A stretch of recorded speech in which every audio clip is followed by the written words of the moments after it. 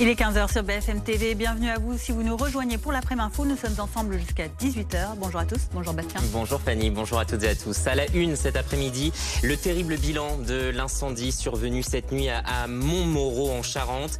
La propriétaire d'un gîte qui accueillait des adultes handicapés et 2 vacanciers sont décédés.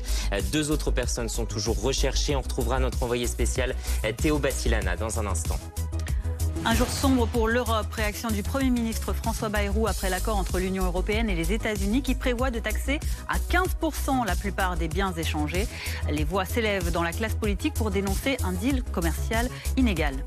Le ministre des Affaires étrangères attendu à la tribune de l'ONU ce lundi, alors que la situation est toujours dramatique dans la bande de Gaza sur le plan humanitaire. Jean-Noël Barrot défendra la mise en œuvre de la solution à 2 États. Prise de parole à suivre sur BFM TV. Et puis, du nouveau dans les pharmacies. Le gouvernement va augmenter la participation financière des assurés sur les médicaments et régler directement auprès du pharmacien. Objectif, réduire les dépenses de santé. On vous expliquera tout ça dans ce journal. 3 morts et 2 disparus. Le bilan toujours provisoire et lourd après l'incendie qui s'est déclaré ce matin dans un gîte à Montmoreau. C'est en Charente. Il accueillait un groupe d'adultes en situation de handicap. On vous retrouve Théo Bassilana pour BFM TV. Vous êtes sur place. Tout était pourtant bien aux normes. C'est ce qu'affirme le vice-procureur de la République. Exactement, c'est une question que l'on peut se poser. Est-ce que toutes les normes de sécurité étaient respectées à l'intérieur de ce gîte ? Oui, nous répond le sous-préfet. Il indique également qu'il y a même eu un contrôle qui a été réalisé à l'intérieur de cet établissement il y a près de 2 ans. À cette époque, plusieurs détecteurs de fumée étaient présents et fonctionnels, ainsi que des extincteurs. Alors, quelle pourrait être l'origine de cet incendie ? L'hypothèse la plus probable reste celle d'un accident, vu l'heure à laquelle s'est déclaré cet incendie. Et selon nos informations, il pourrait s'agir d'un problème électrique. Le vice-procureur indique que plusieurs auditions vont d'ailleurs être réalisées très prochainement, justement pour faire avancer l'enquête. Je vous propose de l'écouter. C'est pareil pour les auditions de témoins, il nous tarde de comprendre clairement ce qui s'est passé. Pour autant, certains sont choqués, certains sont hospitalisés. Donc la priorité, c'est la prise en charge des victimes, les constatations et puis construire une enquête digne de ce nom pour vraiment savoir ce qui s'est passé, ce qui est à l'origine de ce drame. On le rappelle, ce lourd bilan, 3 personnes sont décédées, 4 sont blessées, dont une en urgence absolue. Et puis 2 personnes sont toujours activement recherchées. La grande difficulté des gendarmes, et vous l'imaginez bien, c'est que cet incendie a fragilisé fortement la structure de l'établissement, une structure qui pourrait donc s'effondrer. Et c'est pour cette raison qu'une équipe cynophile a été déployée. Ce sont d'ailleurs grâce à ces chiens que plusieurs corps ont pu être localisés. On le rappelle, à l'intérieur de ce gîte, cette nuit, il y avait 8 personnes en situation de handicap, 4 éducateurs, ainsi que les 2 propriétaires de l'établissement. Théo Bassilana avec Corentin Guistaud sur place et la ministre chargée des personnes handicapées en France, Charlotte Parmentier-Lecocq, est attendue sur place aux alentours de 16h. On suivra évidemment sa prise de parole sur BFM TV. Bonjour, lieutenant-colonel Franck Maillard. Merci d'être avec nous. Vous êtes membre de la Fédération nationale des sapeurs-pompiers de France, spécialiste en prévention des bâtiments recevant du public. Le bilan terrible est toujours provisoire. Qu'est-ce que ce qui s'est passé ce matin vous inspire ? Alors, bilan terrible, et j'ai une petite pensée au nom de la Fédération nationale des pompiers de France pour les proches, pour les familles, et puis une pensée aussi à mes collègues qui ont dû affronter des circonstances très difficiles sur ce sinistre de ce matin. Alors, une situation délicate, on est sur un établissement dans lequel on reçoit des personnes pour une nuitée ou plusieurs nuitées, et visiblement le feu se développe en pleine nuit. C'est toujours 4h, 5h du matin, les gens sont endormis profondément, et si en l'absence de détecteurs de fumée ou tout autre dispositif pour les prévenir, eh ben c'est clair que les gaz toxiques qui sont émis lors d'un incendie ont eu raison d'eux, et malheureusement ce drame qui porte à 3 morts et 2 disparus est quand même invraisemblable et encore aujourd'hui un peu dommageable. On devrait pouvoir ne plus en arriver là. Justement, vous évoquiez la catégorie de ce bâtiment, un ERP, un établissement qui reçoit donc du public. Quelles sont les normes pour ce genre d'établissement, sachant que là, en l'occurrence, il accueillait un public de personnes adultes atteintes de handicap et qu'il avait été vérifié il y a 2 ans que tout allait bien au niveau des règles? Alors, je ne suis pas persuadé que l'établissement ait été visité dans le cadre de la commission de sécurité. Au regard des propos tenus là depuis ce matin, il y a différentes commissions qui interviennent dans ce type d'établissement, notamment par rapport aux vacances adaptées organisées sur certains types d'établissements, à l'instar de ce qu'il y avait eu à Witzenheim en 2023. Je ne pense pas qu'il ait été classé en ERP. En tout cas, c'est une commission de sécurité, effectivement, qui doit le classer au regard d'un effectif. Souvent, c'est le seuil de 15 qui est mis en avant. Donc, à partir de 16, l'établissement devient établissement recevant du public. En dessous, il est soumis à quelques règles élémentaires des bâtiments d'habitation, dont notamment l'obligation d'avoir des détecteurs autonomes avertisseurs de fumée. Qu'est-ce qu'elle vérifie effectivement cette commission au-delà de ces détecteurs de fumée? Est-ce qu'il y a d'autres points précis qui sont vérifiés? Évidemment, la commission, lorsque l'établissement est classé en ERP, vérifie les installations électriques, les installations de chauffage, surtout, ce qui est le plus important, les détecteurs automatiques d'incendie, les détecteurs de fumée, mais cette fois-ci automatiques et non pas autonomes. Et dans ce cadre-là, ces différentes vérifications se soldent par un avis favorable ou défavorable de la commission de sécurité et charge au maire, après, de veiller à la poursuite ou non de l'activité de l'établissement au regard de l'avis technique qui est rendu par la commission de sécurité. Est-ce que vous, les pompiers, vous intervenez, vous donnez votre avis justement dans ce genre de commission ?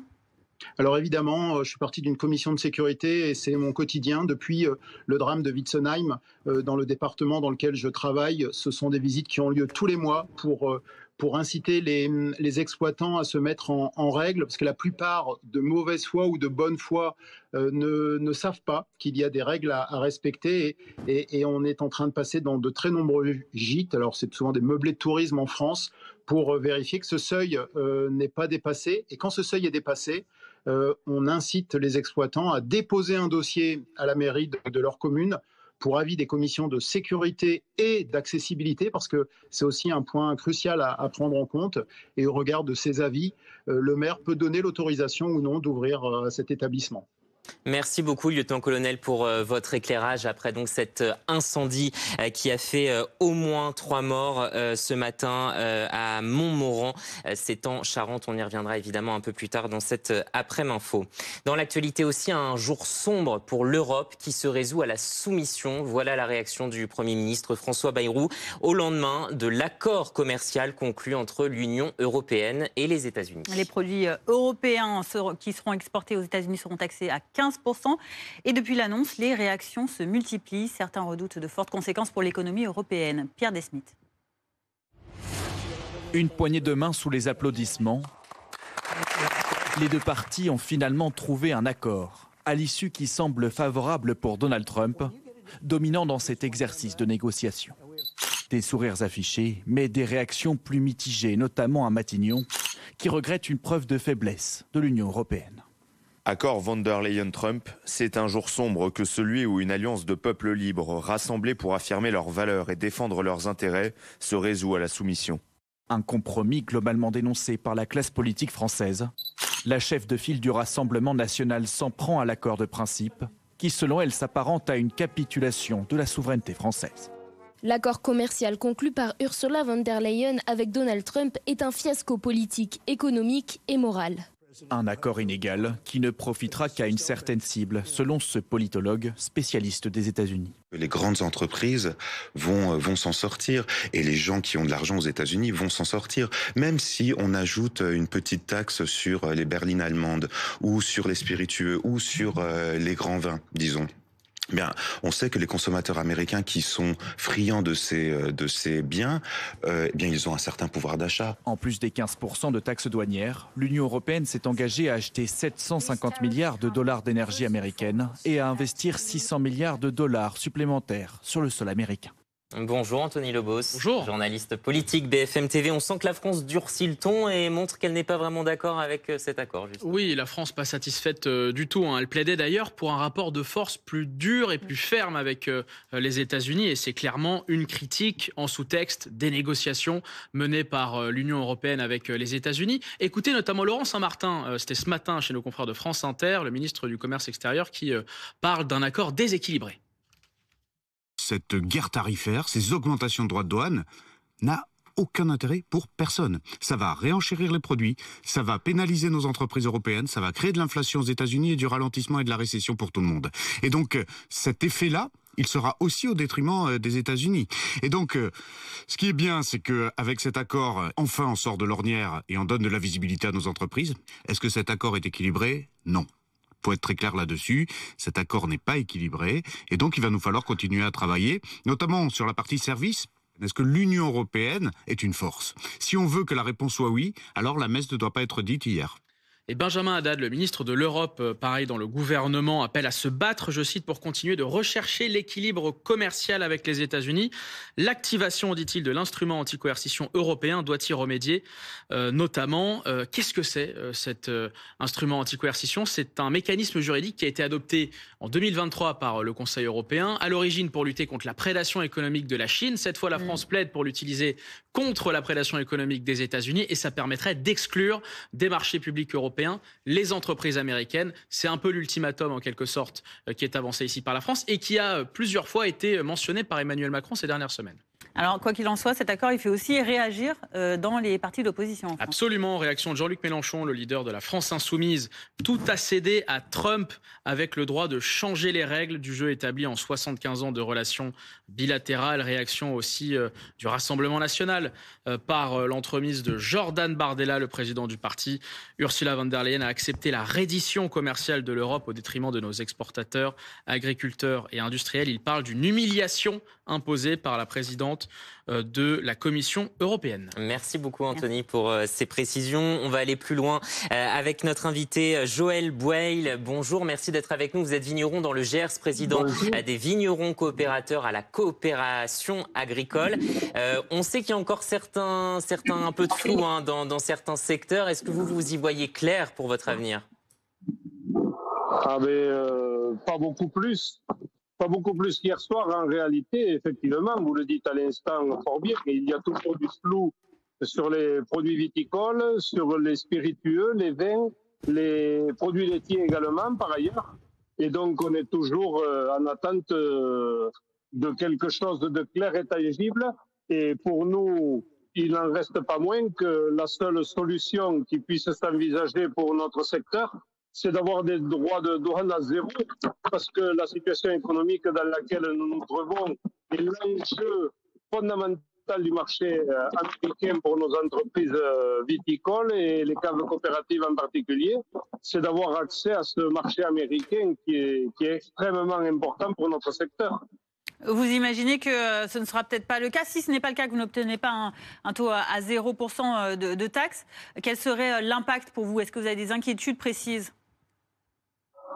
Mais de toute façon, alors le premier élément qu'il faut prendre en compte, c'est qu'effectivement, un taux sera le bienvenu le plus tôt possible, parce qu'il n'y a rien de pire que l'incertitude et de ne pas savoir en réalité, parce qu'on ne sait pas sur quel pied danser. Donc à partir du moment où on connaît le taux, on sait comment négocier avec nos clients américains. Mais il n'empêche, on sort d'une période où les taux de douane étaient à moins de 5%. Donc on n'imagine pas aller au-delà de ça, d'avoir des conditions plus difficiles. On entend de ci, de là des gens qui disent on l'a échappé belle, on aurait pu avoir 30%. Il n'empêche que 15%, c'est quand même 3 fois plus que les taux qu'il y avait à l'origine.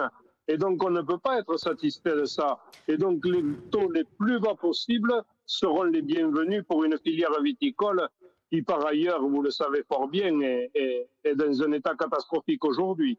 Est-ce que vous avez calculé ce que tout ça pourrait changer pour votre exploitation précisément? Pour mon exploitation, après on va en parler, pas grand-chose. Je suis adhérent à une cave coopérative, mais c'est un surenchérissement. Une bouteille qui valait 10 € jusque-là, elle en vaudra 11,50 € si on partait sur les mêmes bases de taux d'impôt, de taxes à l'entrée aux États-Unis. Et avec les marges qui sont appliquées par les distributeurs américains, eh bien, immédiatement, ça fait des bouteilles qui étaient en dessous de 20 $ aux États-Unis, passeront le cap de 20 $ prix consommateur, et donc on change de strate. Et quand on change de strate, certains consommateurs tournent le dos parce qu'au-delà de $20, on rentre dans des niveaux de produits supérieurs et ainsi de suite. Et mécaniquement, ce sera moins de ventes. Et qui dit moins de ventes à l'export, dit plus de volume à écouler sur le marché national, où c'est déjà la bagarre. Juste pour qu'on se rende compte, justement, pour terminer, mais qu'on se rende compte globalement, ça représente combien les exportations vers les États-Unis sur votre activité globale? Alors, globalement, dans le sud-ouest, on est peu opérateurs sur les États-Unis. Ça n'aura pas un impact direct très fort. Par contre, il y a des régions, la Bourgogne par exemple, qui envoie près de 25% de ses vins vers les États-Unis, les Champagnes et autres. Mais chaque fois que des marchés se fermeront pour certains opérateurs aux États-Unis, ceux-ci se rabattront sur le marché français. Et comme nous, dans le sud-ouest, on est plus présents sur le marché français, on va se retrouver avec des concurrents qui, faute de pouvoir vendre aux États-Unis, vont vouloir à tout prix reprendre des places sur le marché national. Et c'est en ça qu'on aura aussi des conséquences indirectes des méventes des collègues vers les États-Unis. Merci beaucoup Joël Bouaille d'avoir été avec nous pour réagir donc à cet accord conclu entre les États-Unis et l'Union européenne. L'actualité nous emmène aussi dans la bande de Gaza où les premières cargaisons d'aide humanitaire depuis le déblocage des points de passage par Israël sont arrivées hier. Alors que la famine fait rage, la pression internationale se fait de plus en plus forte. Et ce lundi, les Nations Unies se penchent sur la mise en œuvre de cette fameuse solution à 2 États entre Israël et la Palestine. Bonjour Antoine Hollard, vous êtes notre correspondant à New York. Le ministre des Affaires étrangères français, Jean-Noël Barrot, doit s'exprimer aujourd'hui à la tribune de l'ONU, quelques jours après l'annonce d'Emmanuel Macron de reconnaître un État palestinien. Exactement, Jean-Noël Barrot qui va arriver d'ici une grosse demi-heure à l'ONU. Il sera d'abord accueilli par le secrétaire général Antonio Guterres et puis ensuite il donnera le envoi de cette conférence consacrée à Gaza. Alors vous l'avez rappelé, la France a décidé de reconnaître officiellement et solennellement l'État de Palestine. Fin septembre, ici même à l'ONU. Et pour donner plus de poids à cette initiative, la diplomatie française active cherche à convaincre d'autres pays de suivre le même chemin. Jean-Noël Barrot, tout à l'heure, à la tribune de l'ONU, va lancer un appel dans ce sens. Il dit vouloir... Alors on a un petit souci de liaison avec Antoine Hollard qu'on retrouvera un petit peu plus tard depuis New York. La malnutrition, on vous le disait, à Gaza atteint des niveaux alarmants selon l'OMS et l'aide humanitaire arrive enfin. De premières cargaisons ont été distribuées dans la bande de Gaza après des mois de blocus. Carla Plon. Des dizaines de camions chargés d'aide alimentaire traversent le point de passage de Rafah pour entrer dans le sud de l'enclave palestinienne. Dans ce camion, j'ai des provisions alimentaires, du lait, et nous voulons rejoindre nos frères palestiniens pour leur livrer. Tsahal a annoncé que ces opérations militaires cesseraient dans certaines zones de 7h à 17h heure locale, afin de permettre l'ouverture de couloirs humanitaires. Dans cet entrepôt, des bénévoles préparent les colis destinés à la bande de Gaza. Les cartons contiennent des conserves, des légumineuses, de la farine, des pâtes et de l'huile. Le carton comprend tous les produits alimentaires qui seront envoyés à nos frères à Gaza. Les largages de vivres ont repris en même temps au-dessus de la bande de Gaza, là où vivent plus de 2 millions de Palestiniens qui sont encore affamés. Nous avons vu les avions, mais nous n'avons pas vu ce qu'ils ont largué. S'ils avaient largué quelque chose, ce ne serait que quelques cartons. Comment cela pourrait-il suffire? Combien y a-t-il de familles dans le camp? Ils ont dit que des camions passeraient, mais nous ne les avons pas vus. Hier, Israël affirmait que l'aide acheminée par 120 camions avait été distribuée dans la bande de Gaza.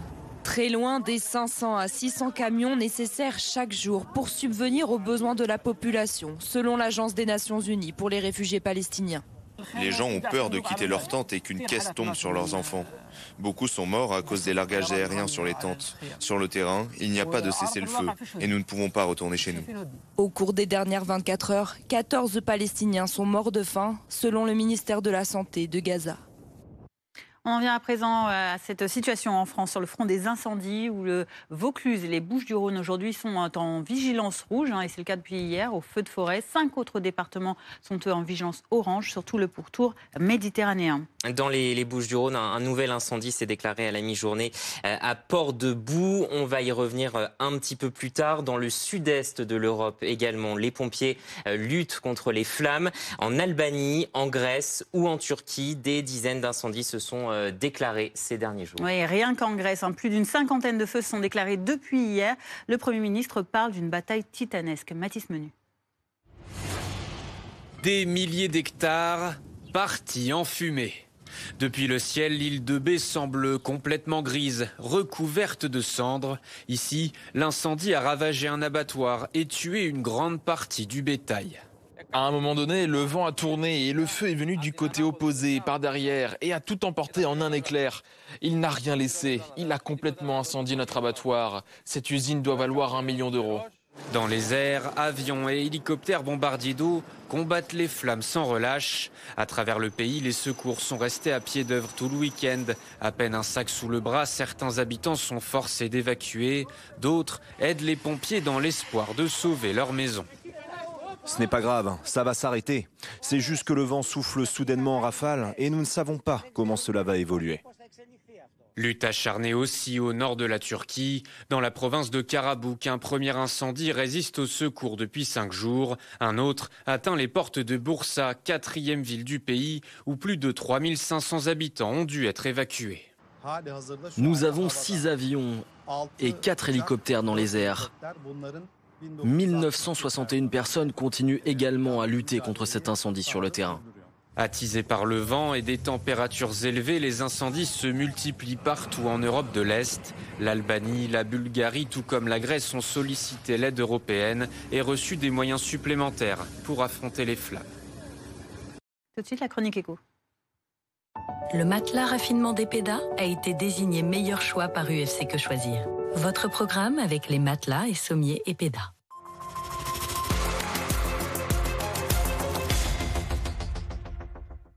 C'est l'une des mesures annoncées par le gouvernement pour réduire les dépenses de santé en 2026 et atteindre l'objectif de 5,5 milliards d'euros d'économies, agir sur les franchises médicales. Magali Chalet, vous allez nous expliquer, nous aider à y voir plus clair. La ministre de la Santé, Catherine Vautrin, a précisé ces mesures. La franchise, c'est quoi exactement ?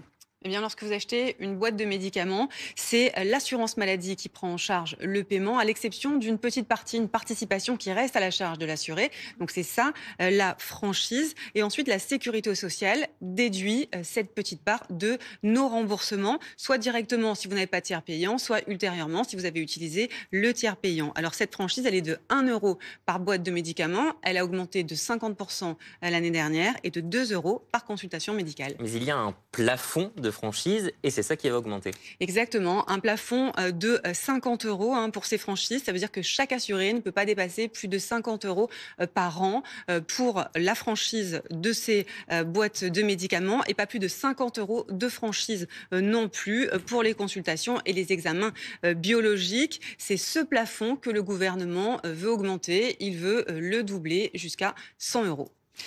Alors, le ministre précise que c'est pour arrêter l'idée que l'assurance maladie, c'est gratuit, donc j'y ai droit. Je cite qu'elle veut faire entrer en vigueur ces mesures. Alors, pour éviter les renoncements aux soins, parce que ces mesures, elles concernent surtout les gens qui achètent beaucoup de médicaments, c'est-à-dire les personnes qui souffrent de maladies chroniques ou encore d'affections longue durée. Donc, elle a aussi décidé de fixer un plafond mensuel à 8 € maximum par mois. Et ce qu'elle a décidé d'exiger également, c'est une obligation de payer ces franchises directement au comptoir de la pharmacie et non plus par un prélèvement ultérieur que l'assuré ne voit pas. Merci beaucoup Magali Chalet. Un autre mot également d'économie. Si vous partez en séjour à l'étranger, soyez prudent cet été parce qu'utiliser son téléphone, vous en êtes peut-être rendu compte, sans précaution, ça peut vite faire grimper la facture. Ça nous est déjà tous arrivé. Alors attention aux pièges en dehors de l'Union européenne. Appels, SMS, Internet. Voici quelques astuces pour éviter les mauvaises surprises avec Anne-Laure Bance et Antoine Corvère. C'est la notification des vacances que tout le monde redoute, celle du hors forfait à l'étranger. Une inattention qui peut vous coûter cher. En Grèce, Et j'avais ouvert parce que je savais pas. Je voulais juste de la connexion pour envoyer des messages sur Internet. Et après, j'ai reçu la facture. Je vois un grand nombre. En atterrissant, j'ai oublié justement d'enlever les données à l'étranger. Et j'ai continué d'échanger par message, d'aller sur Internet, etc. Et c'est là que j'ai eu la grande surprise d'être notifié du hors forfait au bout de quelques temps. Pour éviter les factures salées qui pourraient alourdir le budget estival, il suffit simplement de désactiver les données d'itinérance dans les réglages du téléphone. Mais si vous devez absolument rester connecté, les opérateurs téléphoniques vous proposent plusieurs options. Aujourd'hui, grâce au eSIM, vous avez la possibilité, sans changer votre carte SIM, d'avoir justement une espèce de forfait local pour passer du coup des appels et bénéficier des offres locales sur votre téléphone. L'option la plus économique reste encore de se connecter aux bornes de Wi-Fi public du pays étranger que vous visitez ou d'éteindre tout simplement votre portable pour des vacances déconnectées. Le matelas raffinement d'Epeda a été désigné meilleur choix par UFC Que Choisir. C'était votre programme avec les matelas et sommiers Epeda. 15h24, restez avec nous. Dans notre prochaine édition, nous reviendrons sur cette déclaration de Donald Trump aujourd'hui. Je donne 10 à 12 jours à Vladimir Poutine pour mettre fin à la guerre en Ukraine. Depuis l'Écosse, le président américain a annoncé envisager en effet de réduire son ultimatum de fin de guerre en Ukraine, initialement fixé à 50 jours. Kiev qui se félicite de son côté de cette preuve de fermeté. On décrypte ces déclarations dans notre prochain journal. À tout de suite.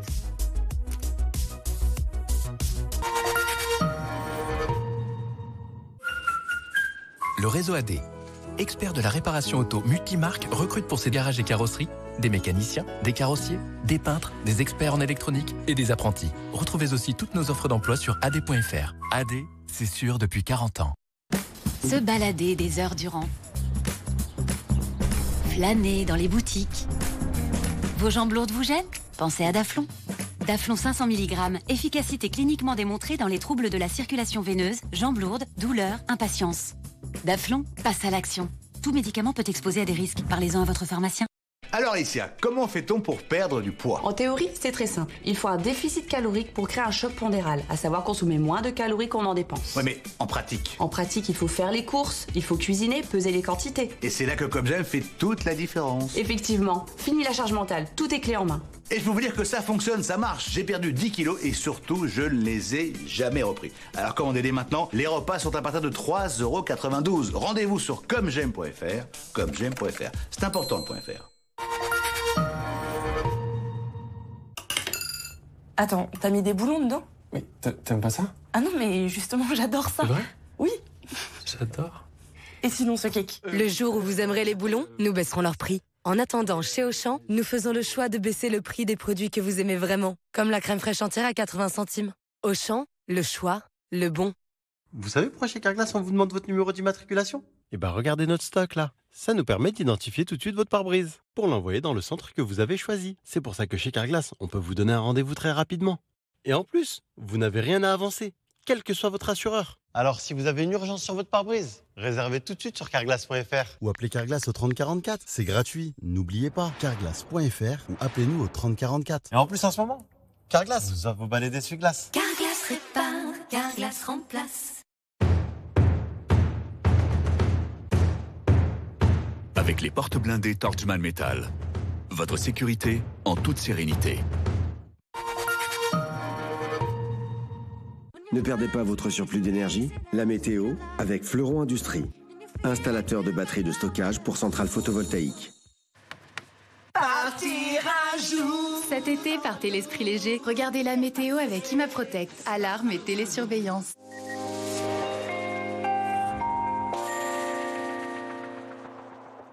Bonjour, les conditions météo sont bien belles, alors pas partout, mais en tout cas ici en Normandie, regardez la ligne d'horizon complètement bleue, le soleil est bien là, c'est pas vrai partout, je le disais à l'instant, avec des nuages qui circulent, notamment sur le flanc est, des averses de pluie, on a pas mal de nuages également entre France et Espagne vers la barrière pyrénéenne, et puis toujours cette préoccupation concernant le risque d'incendie autour de la Méditerranée. Niveau rouge très élevé aujourd'hui donc pour le Vaucluse et les Bouches-du-Rhône, et puis ce risque restera quand même très concentré et toujours important autour du bassin méditerranéen demain à mardi. Alors pourquoi ? Déjà parce qu'il ne pleut pas, mais aussi parce que le vent va continuer de souffler. Mistral et tramontane en forme dès le matin, 60-70 km par heure. Ce sera vrai aussi dans la journée, on le verra dans un instant. Mais on n'oublie pas quand même de commenter ces quelques pluies qui arrivent par la Bretagne et par la Normandie. Elles vont rentrer, s'installer vers une partie des Pays de la Loire et le cœur de la Normandie dans le courant de l'après-midi. C'est lumineux, sinon le temps entre Nouvelle-Aquitaine, Clermont-Ferrand et la plaine d'Alsace. Toujours très beau entre la Corse et le continent, mais donc attention à ces fortes rafales de vent qui auront tendance aussi, de par l'orientation de ces rafales de vent, à pousser les baigneurs vers le large. Méfiance sur le littoral. Les températures, elles seront fraîches.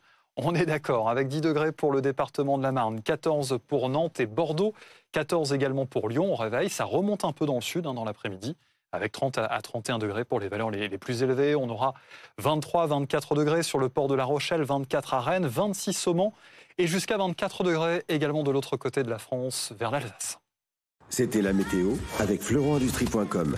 Isolation thermique par l'extérieur pour réduire vos dépenses énergétiques et embellir votre maison.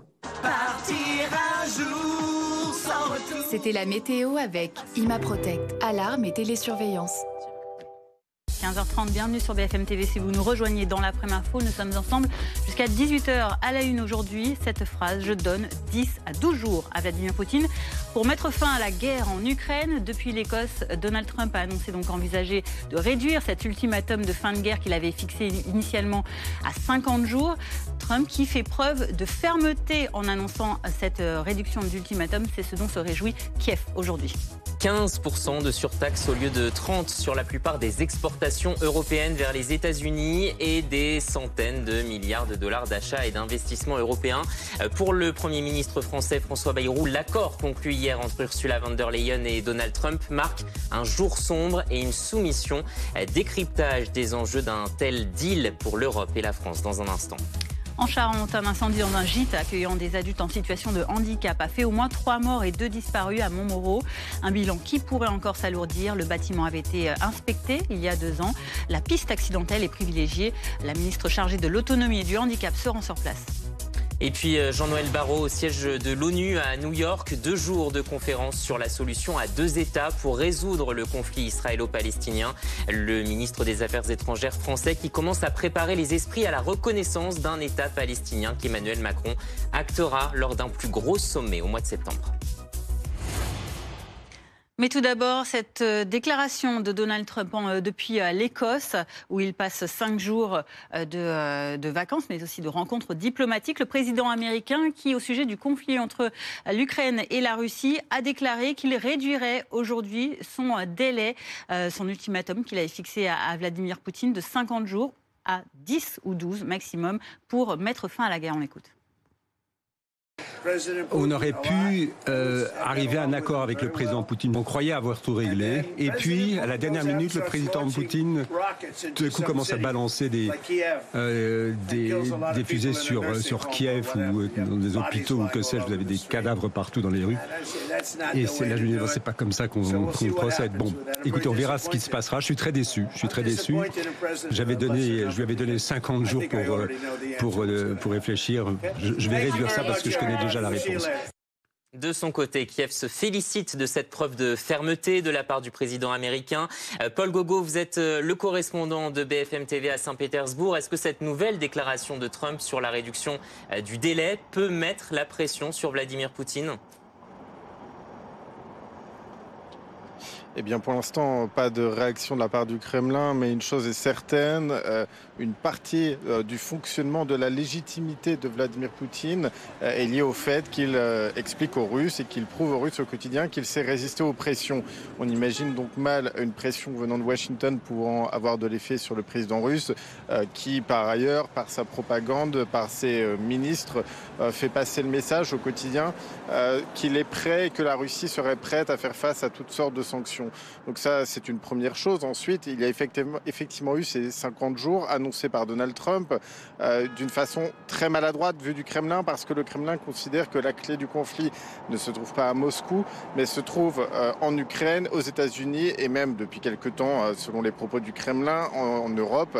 Europe qui soutient très massivement l'Ukraine. Et donc il y a cette idée à Moscou que de toute façon, eux ne pourraient rien faire, que c'est vraiment aux Américains de mettre la pression sur les Européens et les Ukrainiens. Alors ça, c'est évidemment la rhétorique de Vladimir Poutine.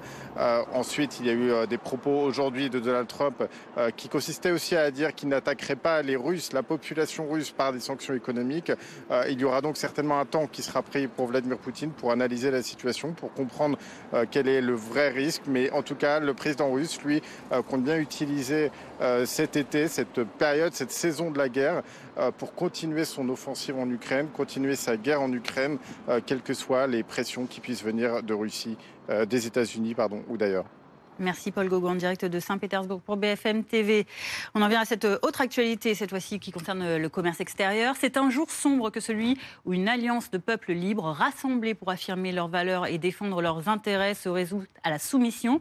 La réaction de François Bayrou aujourd'hui à l'accord commercial conclu hier en Écosse entre l'Europe et les États-Unis. Et les termes de l'accord, les voici. 15% de taxes sur les exportations de l'essentiel des produits européens vers les États-Unis contre 30% annoncés. Un engagement européen à acheter pour 750 milliards de dollars d'hydrocarbures aux États-Unis et à investir 600 milliards de dollars sur le sol américain. Marie Roux est dans la Marne, à Vitry-en-Berthois pour BFM TV, où la filière vin et spiritueux reste en revanche dans le flou. Comment réagit-on à ses côtés? On l'écoute.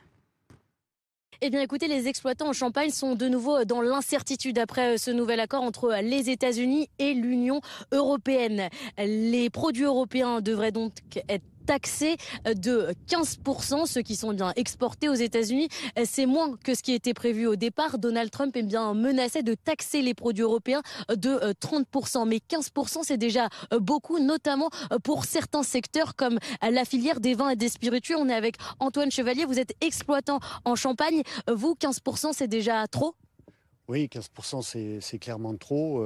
Ça bloque beaucoup de choses. Ça nous oblige à revoir toutes nos exportations, puisque il y a certains partenaires qui n'acceptent pas ces 15%, d'autres qui souhaitent suspendre les commandes. Donc c'est pas annulé, mais simplement reporté, en espérant qu'il y ait des faveurs pour la filière vin et spiritueux.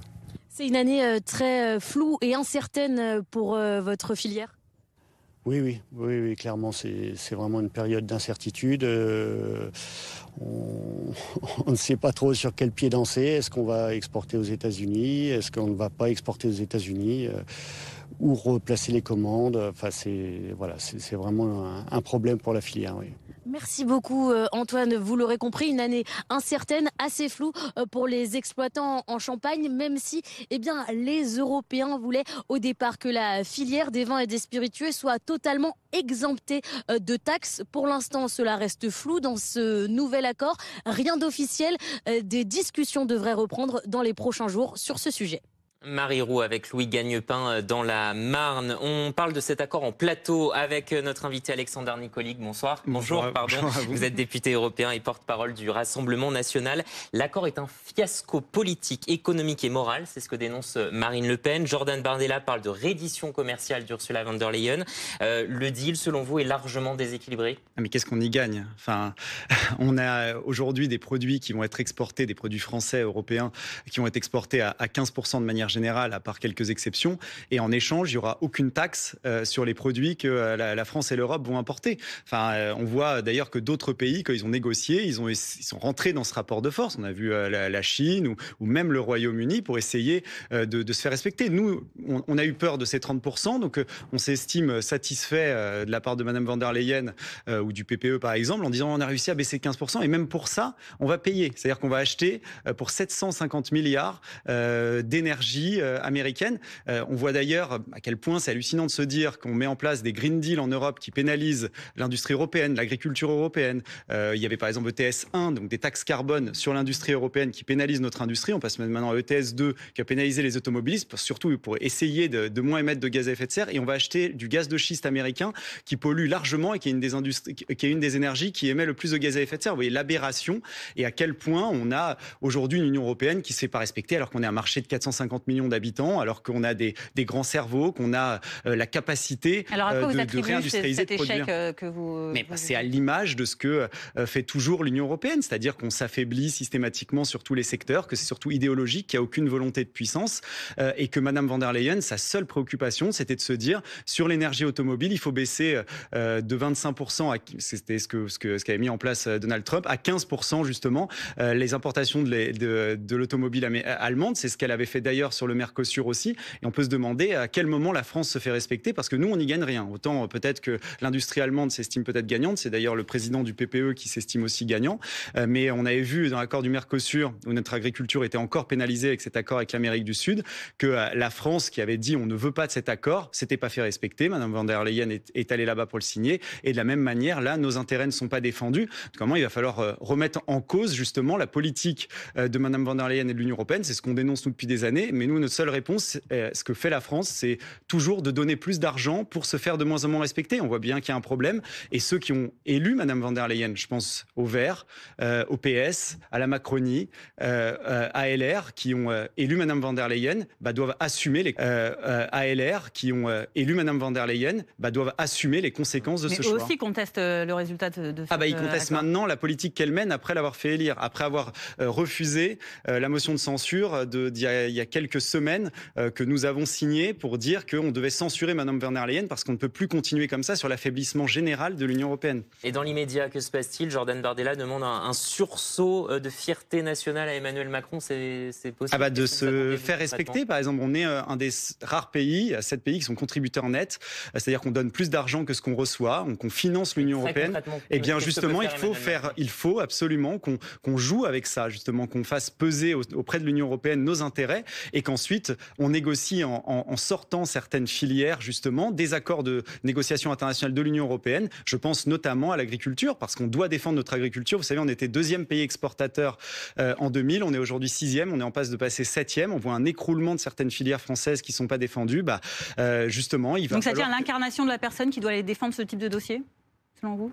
Mais aujourd'hui, il faut que la France, aujourd'hui on n'est pas au pouvoir, j'espère que très vite on le sera justement pour défendre les intérêts français, mais ceux qui le sont assument et ce que je disais, se fasse respecter en essayant de rentrer dans ce rapport de force à la fois financier, à la fois diplomatique, des échanges qu'on peut avoir, que Emmanuel Macron peut avoir auprès de von der Leyen. Il ne peut pas se plaindre des décisions de Madame von der Leyen comme M. Bayrou le fait et ensuite la soutenir. Vous voyez bien qu'il y a une incohérence. Nous, on a toujours été cohérents et on appelle à cette Europe puissance depuis des années et on déplore que ce qu'on propose depuis des années n'est pas pris en compte sur la manière dont on produit d'énergie, les manières dont on négocie les accords internationaux qui ne vont jamais dans notre sens, à quel point on doit sortir certaines filières de ces accords internationaux.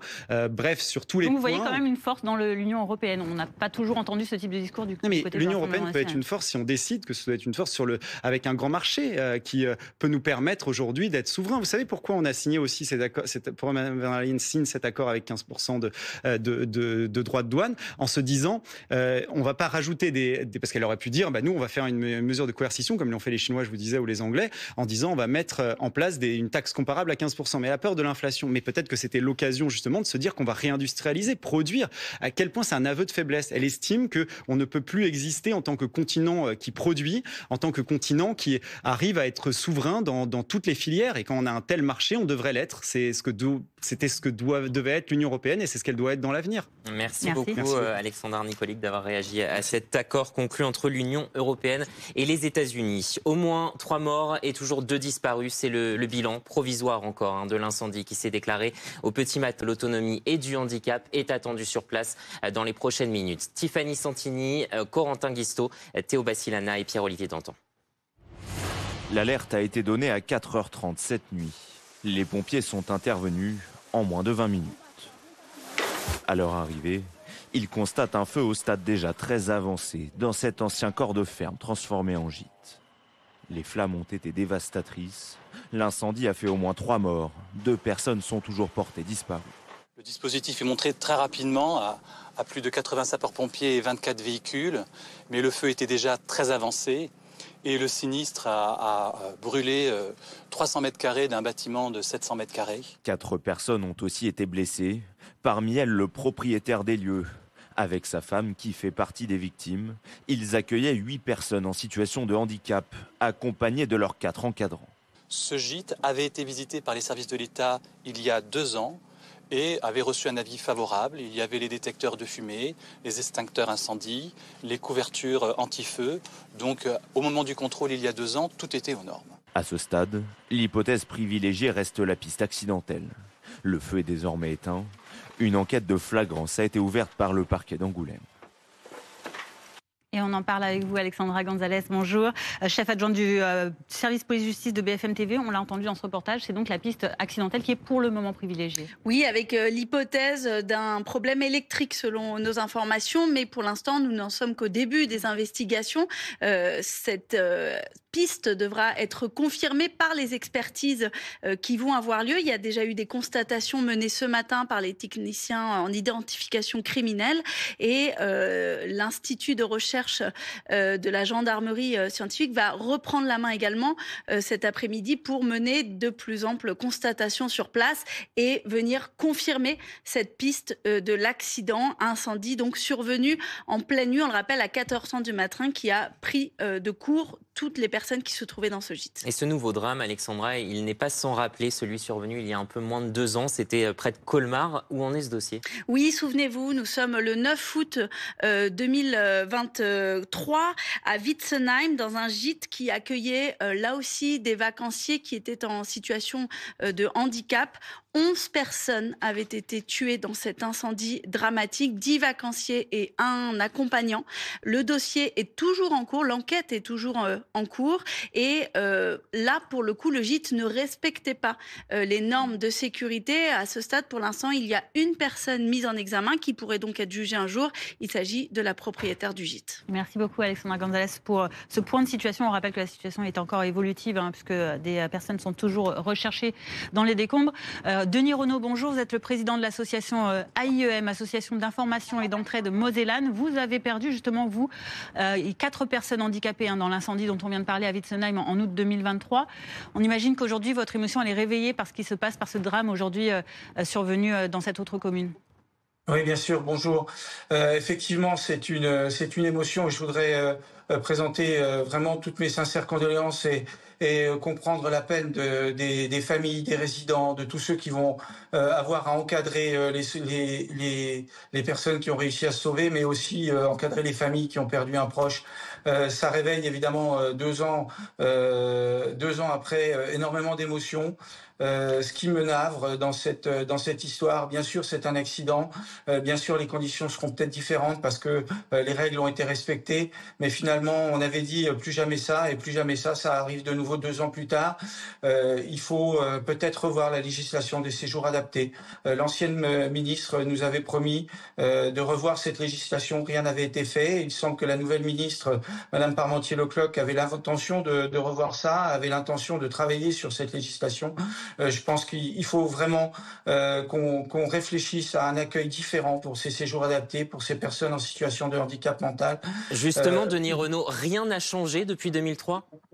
Depuis 2023, rien n'a changé. La ministre précédente nous avait promis une liste des séjours contrôlés, une liste des gîtes, une liste de beaucoup de choses. Rien n'avait été fait, rien n'est sorti. Simplement, maintenant, depuis l'arrivée de Madame Parmentier-Leclerc, il semble que les choses bougent un peu. Il y a un travail qui est fait, mais moi, je ne peux pas entendre qu'il y ait une législation pour les gîtes de moins de 12 personnes ou plus de 12 personnes. Quand vous êtes dans une voiture, que vous ayez 1 personne ou 4 personnes, c'est la même législation. Quand vous accueillez des gens en situation de handicap, qui est 12 personnes, 13 personnes, 11 personnes, c'est pas du tout la même façon. Il doit y avoir une législation particulière. On ne doit pas rentrer dans une considération technique ou mercantile. Il faut que la sécurité elle soit assurée à 100%. Dans nos associations, c'est 365 jours par an qu'on est sur la sécurité des résidents. C'est 365 jours par an qu'on rend des comptes. Et là, on laisse partir nos enfants dans des séjours qui doivent être des séjours de vacances, des séjours de répit. Et finalement, le drame arrive. Denis Renaud, aujourd'hui, vous attendez toujours un procès? Alors on attend toujours le procès, l'instruction est en cours, les investigations continuent, c'est un dossier lourd, c'est un dossier complexe. Il y a beaucoup de parties prenantes dans cette histoire. La justice suit son cours et on a toute confiance en la justice. On n'est pas à 3 mois près, on n'est pas à 6 mois près, du moment que les responsabilités soient engagées et puis que derrière ça fasse bouger les choses et que on fasse évoluer cette législation. Merci beaucoup Denis Renaud d'avoir été notre invité sur BFM TV après ce drame survenu ce matin. On y reviendra évidemment un petit peu plus tard. Au Moyen-Orient, nouvelle alerte de l'OMS sur les taux alarmants de malnutrition à Gaza. Un nouvel appel alors que la distribution de l'aide humanitaire a repris hier grâce à la mise en place d'une pause tactique par Israël. Et cette annonce surprise de Donald Trump aujourd'hui, la mise en place de centres de distribution alimentaire à Gaza. Nos envoyés spéciaux sur place, Clémence Dibou et Joao Alencar, ont pu assister aux premières livraisons.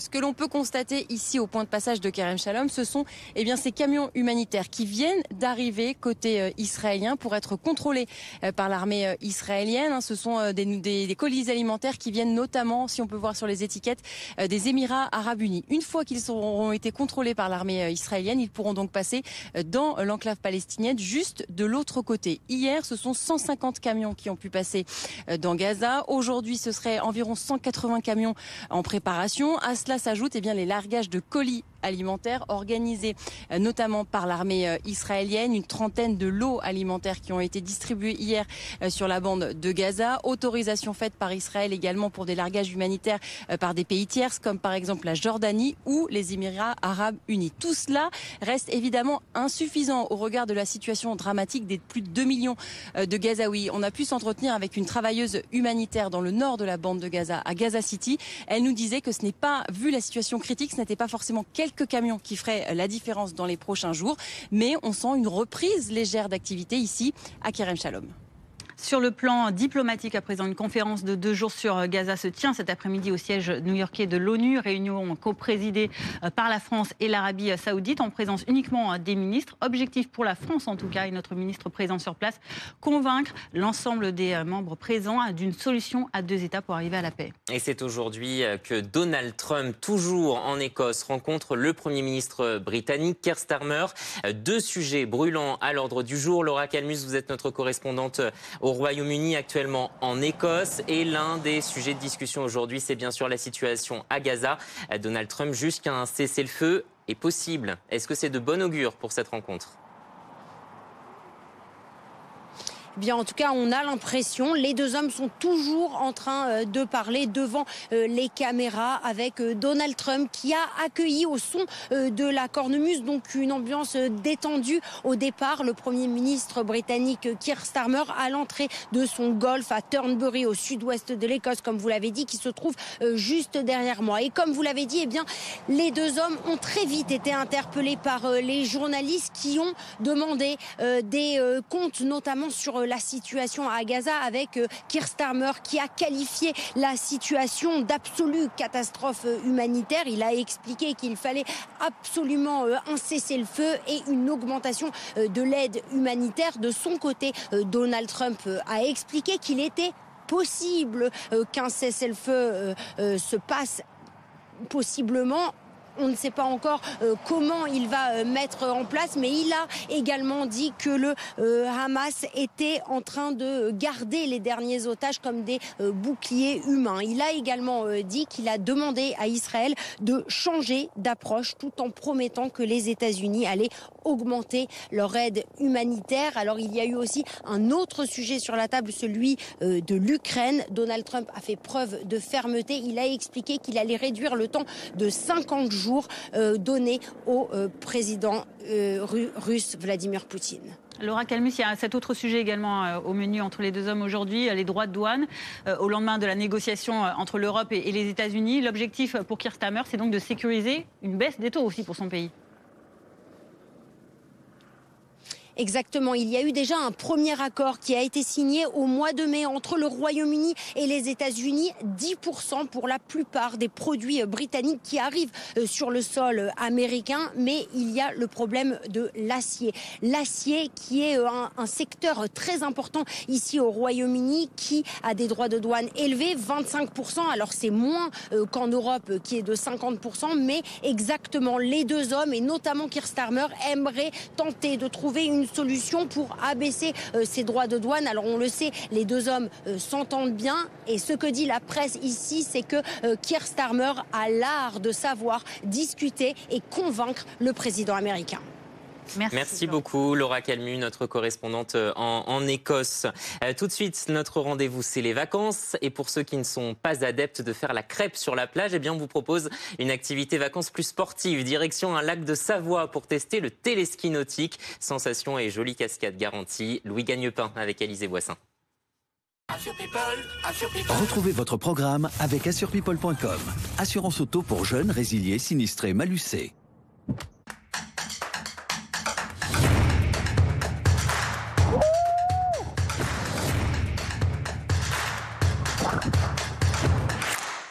Un lac niché, au cœur des montagnes.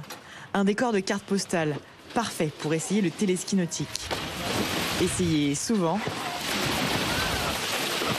Et oui, ça ne marche pas à tous les coups. Au départ, Xavier, l'un des encadrants, donne les indications. Pour partir, tu vas rester dans cette position toujours avec les bras tendus. Il y a plusieurs départs aussi à essayer avant de y arriver. Ici, quasiment 1 kilomètre de câble électrique tendu entre 5 pylônes tractent les amateurs de glisse. Pour 1 heure de sensation, comptez 24 €, matériel inclus. Léna est un peu anxieuse, c'est sa première fois. Quand on voit les autres partir, ça fait un peu de pression, ouais. Pour débuter, elle a choisi une approche plus stable. Le kneeboard, à genoux sur la planche. Ça fait mal au bras et je me suis pris la planche dans le nez. Mais très cool. On va dire c'est instinctif, on est comme ça, on a juste à attendre et à rester gainé. Sur le ski, il y a déjà plus de choses à faire, faut tendre les bras, faut se lever. Et le wake, c'est encore un petit peu plus dur. Allez, à notre tour, ski au pied. On relève le défi. Bon, pour moi, le ski nautique à 27 km/h, c'est pas gagné. Allez, place aux pros. En fin d'après-midi, la vitesse du câble accélère. Le lac devient alors une scène. Et les skieurs des acrobates. Celui qui vole sur l'eau, c'est Rémi, près de 20 ans de pratique. Son conseil ? Faut tomber. Tenter et retenter et retenter. Lui fait le show et nous, on espère revenir un jour, avec un peu plus de style.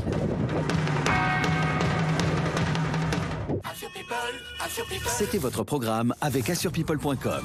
Assurance auto pour jeunes, résiliés, sinistrés, malucés. Et tout de suite, la météo des plages.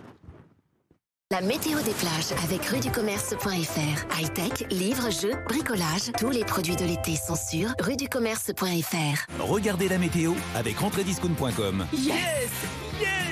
Entrediscount.com, numéro 1 français des fournitures scolaires en ligne. C'est la météo avec Écran, une routine solaire exclusive qui protège votre peau avant et la répare après avec Viteox 80. Écran, bien plus qu'une protection. Et comme chaque jour, on part ensemble évidemment sur nos plages. Alors clairement, les prochaines 24 heures ne seront pas les plus belles pour profiter du bord de Manche. Voilà, entrée d'une petite perturbation avec quelques gouttes de pluie vers la cité corsaire ou encore Fécamp, jusqu'à 20 degrés quand même pour les plus courageux. Dans l'eau, sur l'arc atlantique, beaucoup de nuages aussi, de temps en temps quelques ondées, un ciel assez couvert, une température de l'océan très élevée, 24 degrés pour Royan, 23 degrés à Saint-Jean-de-Luz. En revanche, en Méditerranée, où le vent souffle depuis plusieurs journées, oui, c'est la dégringolade. Parfois, on a du mal à atteindre les 15 à 16 degrés sur certaines plages. La température de l'eau qui reste en revanche très élevée vers la façade orientale de la Corse. À Aléria, 27 degrés pour les baigneurs ce mardi. C'était la météo des plages avec ruducommerce.fr. High-tech, livres, jeux, bricolage. Tous les produits de l'été sont sur ruducommerce.fr. C'était la météo avec entrediscount.com. Yes! Entrediscount.com, numéro 1 français des fournitures scolaires en ligne. C'était la météo avec Écran, une routine solaire exclusive qui protège votre peau avant et la répare après avec Viteox 80. Écran, bien plus qu'une protection.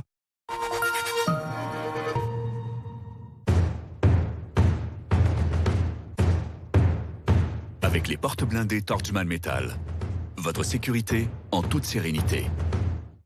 Les amis, j'ai fait Comme J'aime il y a 7 ans et j'ai perdu 10 kilos et surtout, je ne les ai jamais repris. Comme J'aime, ça marche pour tout le monde. Angélique, 36 ans de Cournon d'Auvergne, conseillère financière, a perdu 7 kilos en 1 mois et demi. Benjamin, 51 ans de Nantes, travaille dans le transport routier de marchandises, a perdu 28 kilos en 10 mois. Sandrine, 52 ans qui habite Paris, contrôleur de gestion, a perdu 21 kilos en 1 an. Alors pour perdre du poids, à partir de 3,92 € par repas. Rendez-vous maintenant sur comej'aime.fr. Comej'aime.fr, c'est important.fr.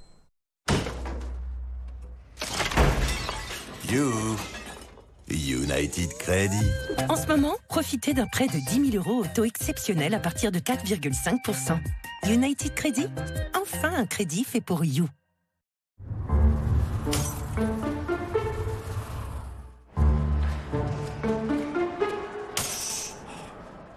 Ça va ?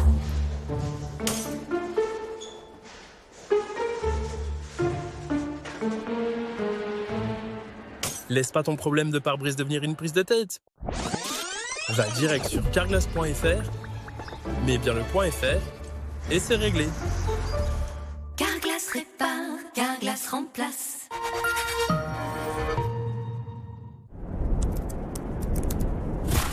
Des hôtels et des destinations d'exception jusqu'à moins 70%. Voyage privé, l'évasion commence ici.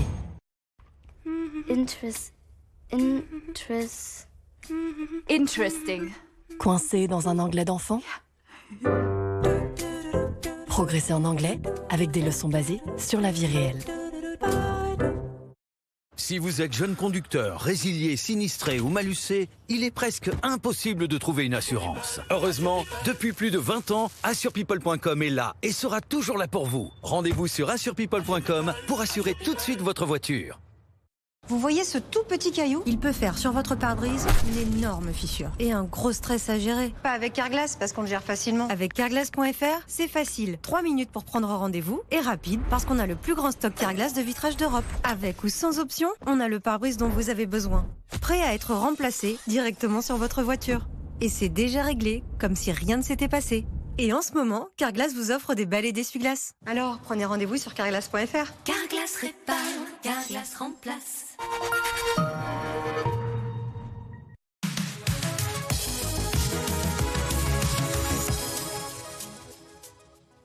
Il est 16h sur BFM TV, on est ensemble et en direct jusqu'à 18h pour votre après-midi info. À la une, je donne 10 à 12 jours à Vladimir Poutine pour mettre fin à la guerre en Ukraine. Depuis l'Écosse, Donald Trump a annoncé envisager réduire son ultimatum de fin de guerre, initialement fixé à 50 jours. Trump fait preuve de fermeté en annonçant un nouvel ultimatum à Poutine, se réjouit Kiev. On y revient avec Thierry Arnaud dans ce journal. Le ministre des Affaires étrangères français attendu à la tribune de l'ONU ce lundi. Alors que la situation est toujours dramatique dans la bande de Gaza sur le plan humanitaire, Jean-Noël Barrot défendra la mise en place de la solution à 2 États. Prise de parole à suivre sur BFM TV.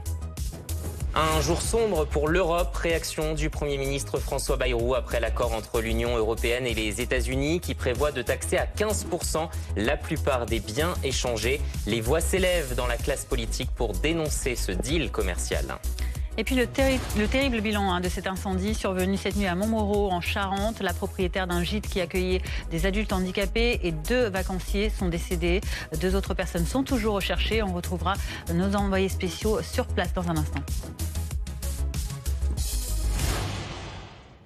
Donald Trump durcit le ton sur le conflit entre l'Ukraine et la Russie. Depuis l'Écosse où il rencontre aujourd'hui le Premier ministre britannique, le président américain a évoqué l'ultimatum qu'il a fixé à Vladimir Poutine. Déçu, il envisage de réduire son délai de 50 à une dizaine de jours. Écoutez. Je fixe une nouvelle date limite d'environ 10 à 12 jours à partir d'aujourd'hui.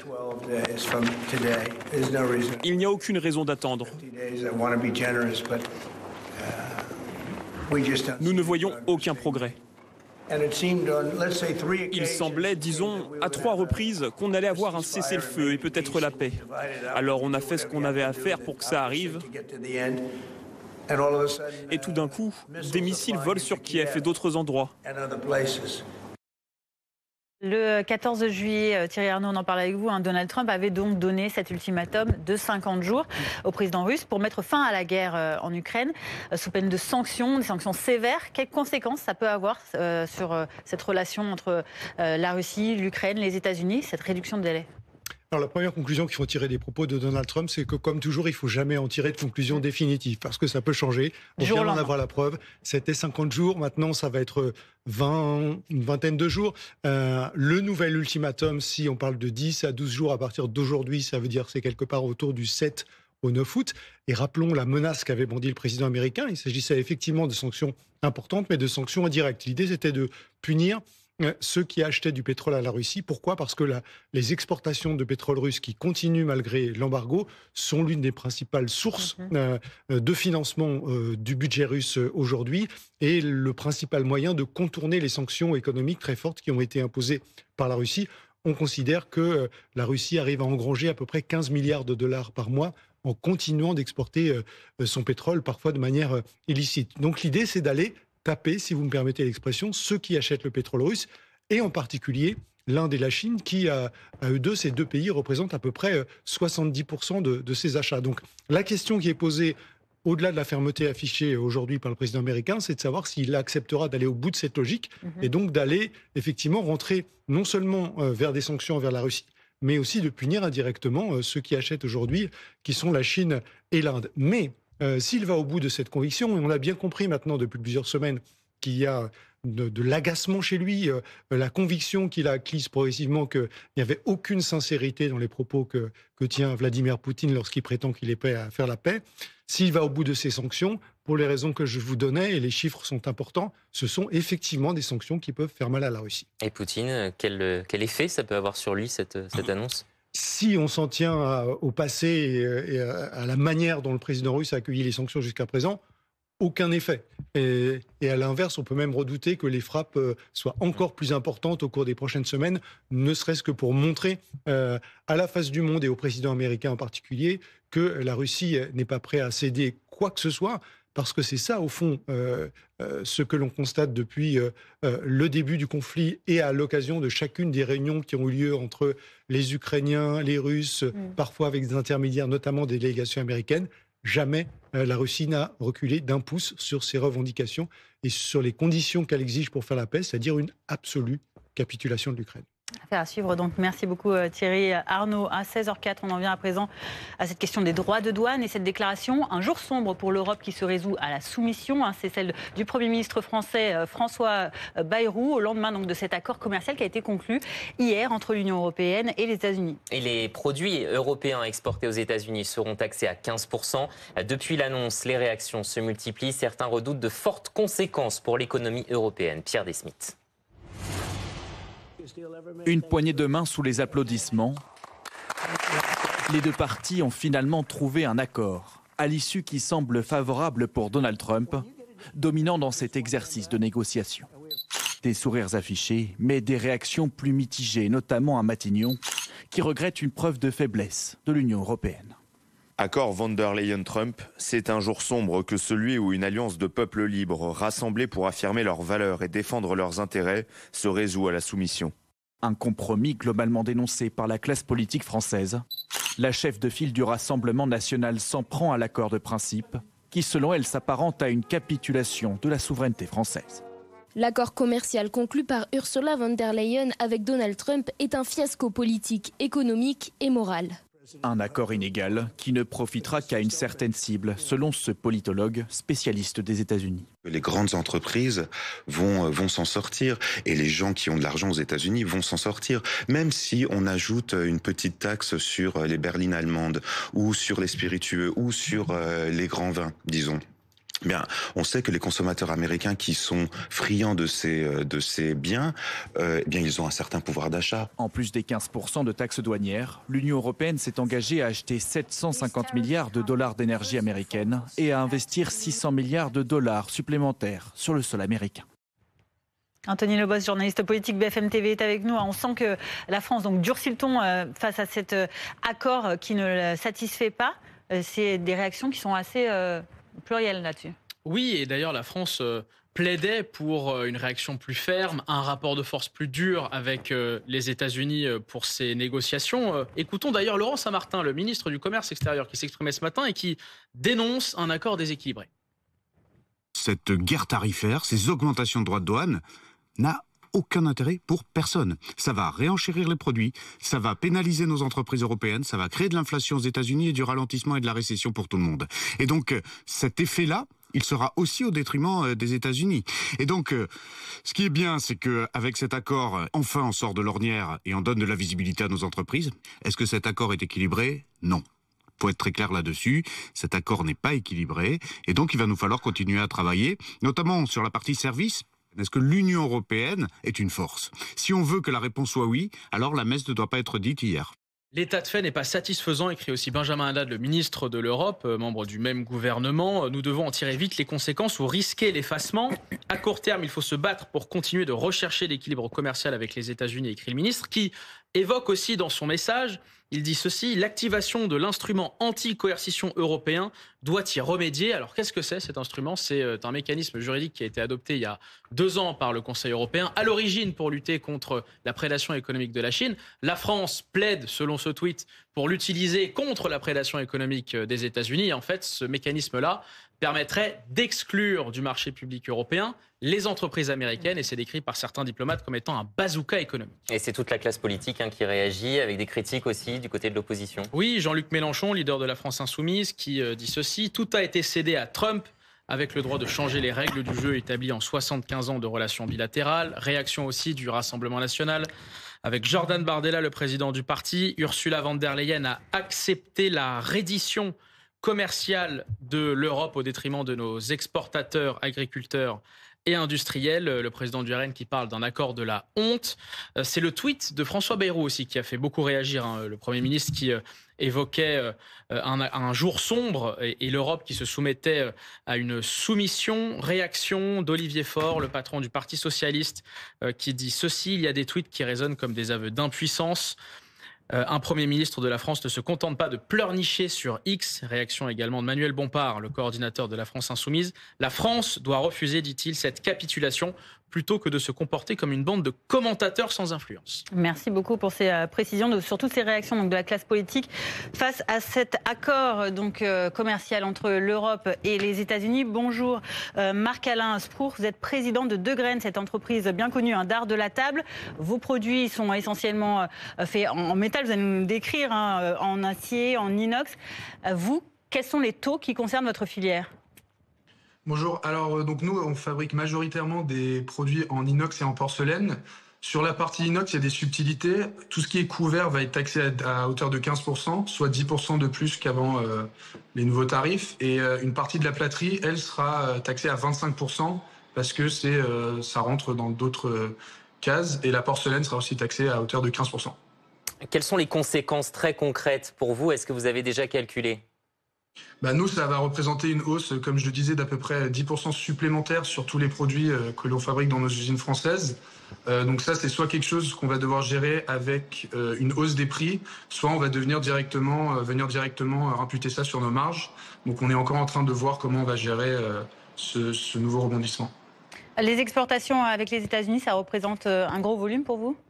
Alors le marché US, c'est notre premier marché export. On a une filiale DNA de Grain North America qui est basée là-bas et ça représente à peu près 20% des ventes de graines aujourd'hui. Et ces hausses de taxes, ça veut dire que vous allez les répercuter sur les prix de vos produits ? C'est ça, alors donc c'est mon frère Benjamin qui s'occupe de la filiale américaine. On est en pleine discussion pour voir comment on va gérer ces hausses. Soit on va devoir venir imputer ça sur nos marges si on ne fait pas de hausse tarifaire, soit on va venir augmenter nos tarifs. Après voilà, le marché américain, ils ont beaucoup plus de pouvoir d'achat qu'en Europe ou sur d'autres territoires à l'export. Donc on est plutôt confiant là-dessus. Est-ce que vous envisageriez éventuellement de diversifier ou de reporter cet échange commercial vers d'autres pays que les États-Unis ? Alors aujourd'hui, l'export, ça représente à peu près la moitié de notre chiffre d'affaires et c'est quelque chose sur lequel on parie énormément dans l'avenir. Mais les États-Unis restent le marché le plus porteur à l'export et celui sur lequel on a le plus d'ambition. Donc on pense que ça risque de ralentir un peu notre croissance, mais ça reste notre priorité. Merci beaucoup Marc-Alain Spour d'avoir été notre invité à la tête donc de l'entreprise de graines qui va donc être touchée, on l'a compris, par ces droits de douane. Sur le plan diplomatique, maintenant, une conférence de 2 jours sur Gaza se tient cet après-midi au siège new-yorkais de l'ONU. La session plénière vient tout juste de s'ouvrir. Jean-Noël Barrot doit prendre la parole. Le ministre des Affaires étrangères doit s'exprimer à la tribune dans quelques instants sur cette solution à 2 États qui va être discuté. L'objectif, c'est toujours de parvenir à la paix au Moyen-Orient. Thierry Arnaud, on va analyser ce rendez-vous avec vous. Quelle importance a-t-il? Est-ce qu'il peut faire bouger les lignes? Alors, il occupe surtout une importance symbolique puisqu'il intervient quelques jours seulement après l'annonce par le président de la République que la France s'apprêtait à reconnaître un État palestinien en septembre, à l'occasion de l'Assemblée générale des Nations unies dans ce même siège de New York que l'on voit à l'image. Et c'est un rendez-vous qui remplace, entre guillemets, celui qui était prévu pour le mois de juin. Vous vous souvenez que cette solution à 2 États et cette conférence à l'ONU sous une coprésidence franco-saoudienne avait été annoncée par le président de la République et elle devait se tenir au moment où ont commencé les opérations militaires israéliennes et américaines en Iran. C'est la raison pour laquelle ce rendez-vous avait été déplacé. On n'est pas au niveau des chefs d'État cette fois-ci, ce qui évidemment lui donne une moindre importance par rapport à ce qui était attendu. Par ailleurs, les États-Unis ont fait savoir qu'ils ne seraient pas présents parce qu'ils considéraient que ce rendez-vous était inopportun. Ça veut dire que le symbole est là, mais qu'il n'a qu'une portée limitée. Mais malgré tout, malgré l'absence donc d'Israël, mais aussi des États-Unis, vous venez de le dire, Donald Trump, qui s'exprime beaucoup en ce moment depuis l'Écosse, a déclaré qu'un cessez-le-feu était possible à Gaza. Est-ce qu'on voit déjà un début d'inflexion, de changement, encore une fois, de position ? Alors, on en était resté au fait qu'il y a quelques jours, les négociations ont une nouvelle fois été rompues, que les Israéliens et les Américains ont quitté la table. Et les dernières déclarations américaines consistaient à dire qu'il n'y avait plus de solution négociée possible et que par conséquent, il fallait trouver une autre manière de faire libérer les otages qui se trouvent encore dans la bande de Gaza. Et d'ailleurs, si l'on écoute attentivement ce que disait tout à l'heure Donald Trump depuis... C'était justement Jean-Noël Barrot qui s'exprime à l'ONU. Soit pris pour cible lorsqu'il se presse dans des distributions alimentaires. C'est inacceptable. Votre présence en nombre aujourd'hui témoigne du consensus et la mobilisation de la communauté internationale autour de l'appel à la fin de la guerre à Gaza. La conférence de New York, et ce sera mon deuxième message, doit constituer une étape décisive et transformative pour la mise en œuvre de la solution à 2 États. Nous devons travailler aux voies et aux moyens de passer de la fin de la guerre à Gaza à la fin du conflit israélo-palestinien, alors que cette guerre menace la stabilité et la sécurité de la région tout entière. Pour y parvenir, seule une solution politique à 2 États permet de répondre aux aspirations légitimes des Israéliens et des Palestiniens à vivre en paix et en sécurité. Il n'existe pas d'alternative. Face à la multiplication des faits accomplis sur le terrain et à l'accélération sans précédent de la politique de colonisation israélienne en Cisjordanie, la perspective d'un État palestinien viable doit être préservée à travers la mise en œuvre de mesures concrètes. C'est le sens des travaux des 8 groupes de travail constitués dans le cadre de cette conférence. Ces groupes sont la force motrice de notre initiative diplomatique. Leurs travaux, qui vont être restitués au cours de cette matinée, visent à identifier des contributions concrètes pour matérialiser la solution des 2 États dans l'ensemble des dimensions politiques, sécuritaires, économiques et humanitaires du conflit israélo-palestinien. Les 17 coprésidents des groupes de travail ont mené un travail approfondi, fruit d'un large processus de consultation des États membres des Nations Unies qui se sont mobilisés, mais aussi d'organisations internationales, d'ONG de la société civile. Soyez-en toutes et tous remerciés. Troisième et dernier message, c'est que nous avons, à travers ce processus de New York, enclenché une dynamique inédite et inarrêtable en faveur d'une solution politique au Proche-Orient qui commence déjà à porter ses fruits. Dans le cadre de cette conférence, nous sommes parvenus à relancer une dynamique collective en faveur d'une solution politique au conflit israélo-palestinien qui réponde aux considérations de sécurité légitime d'Israël et qui assure à terme la contiguïté et la viabilité de l'État palestinien. Nous avons remis au centre des efforts diplomatiques la reconnaissance de la Palestine, la normalisation et l'intégration régionale d'Israël, la réforme de la gouvernance palestinienne et le désarmement du Hamas. C'est dans le cadre de ce processus que Mahmoud Abbas, dans une lettre remise le mois dernier au président de la République française et au prince héritier d'Arabie saoudite, a pris des engagements historiques en condamnant clairement les attaques terroristes du 7 octobre, en annonçant la tenue d'élections sous 1 an, en s'engageant à des réformes favorisant la déradicalisation de la société palestinienne, en affirmant que cet État de Palestine serait démilitarisé.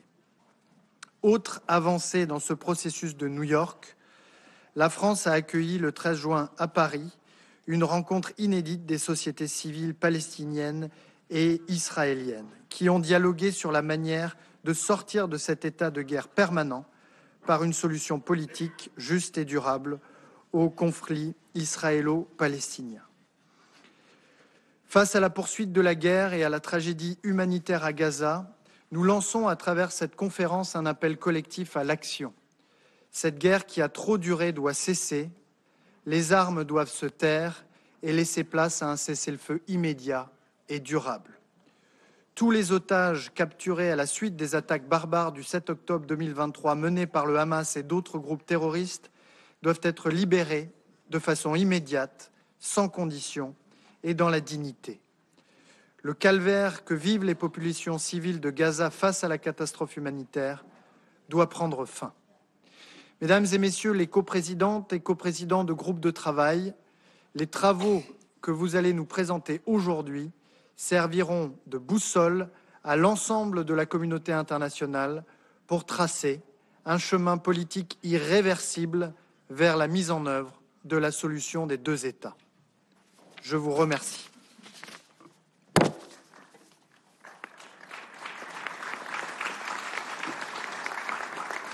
J'invite à présent son Excellence Monsieur Antonio Guterres, secrétaire général de l'Organisation des Nations Unies.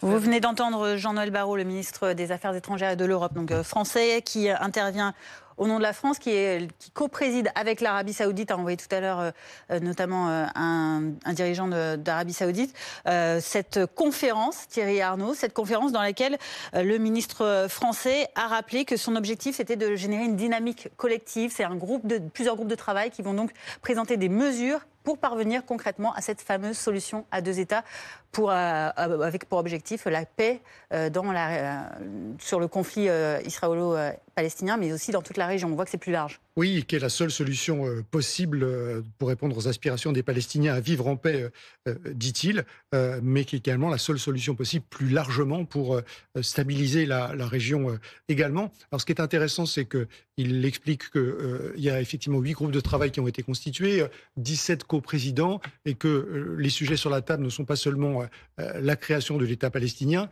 mais c'est également l'intégration régionale d'Israël, et c'est aussi la démilitarisation et l'écartement du pouvoir, la mise à l'écart du pouvoir définitif du Hamas, qui sont effectivement des messages adressés à Israël et la volonté de montrer que ce n'est pas une conférence qui s'occupe uniquement du sort des Palestiniens, de ce qui se passe de la bande de Gaza, même s'il est réaffirmé évidemment très clairement, et c'est par là que le ministre commence son allocution, que le fait que la tragédie en cours, la famine, le carnage dans la bande de Gaza soit inacceptable, fait désormais un large consensus au sein, dit-il, de la communauté internationale. Donc on a bien compris qu'il fonde de grandes ambitions dans cette conférence, même si, encore une fois, ce n'est pas la conférence qui était prévue au niveau des chefs d'État et de gouvernement, qu'Israël, les États-Unis ne sont pas présents autour de la table aujourd'hui à New York. Merci beaucoup Thierry Arnaud pour cet éclairage. Restez avec nous, votre après-midi info continue dans un instant. On reviendra sur la situation